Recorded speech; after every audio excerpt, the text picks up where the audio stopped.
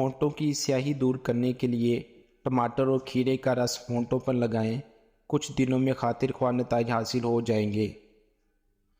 گھر میں چونٹیاں بہت زیادہ آتی ہوں تو ایک ٹب میں پانی کے ساتھ تھوڑا سا مٹی کا تیل ملا کر اس پانی سے گھر کا پونچا لگائیں۔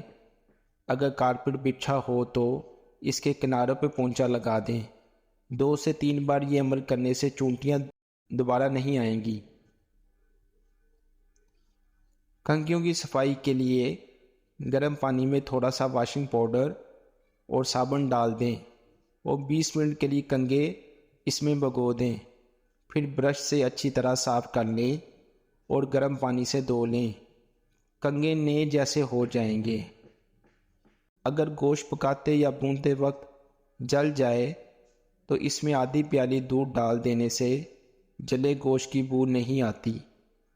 کھانا پکاتے وقت اکثر خواتین کے ہاتھ جل جاتے ہیں، اس کے لیے شہد آدھی پیالی، ہلدی اور گھی 1 چمچ لے کر انہیں مکس کر کے فریج میں رکھ دیں۔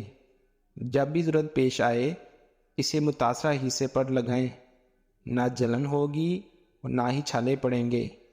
اگر کسی کو شہد کی مکھی کاٹ جائے تو فوراً کاٹنے کی جگہ پر نمک کا لیپ کر دیں، اس سے درد میں کمی ہوگی اور سوجن بھی نہیں ہوگی۔ عزیزان من، گھر میں اگر کسی جگہ پر چوٹیاں ہوں تو اس کو بھگانے کے لیے متعلقہ جگہ پر نمک چھڑک دیں۔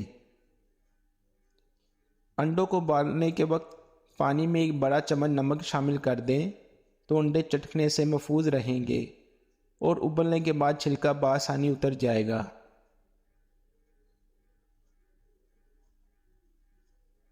پالک کو نمک ملے پانی سے دھوئیں، اس سے پالک مکمل طور پر صاف ہو جائے گی، کیونکہ نمک کے ساتھ ساتھ مٹی بھی آسانی سے پانی کے ساتھ بہہ جائے گی۔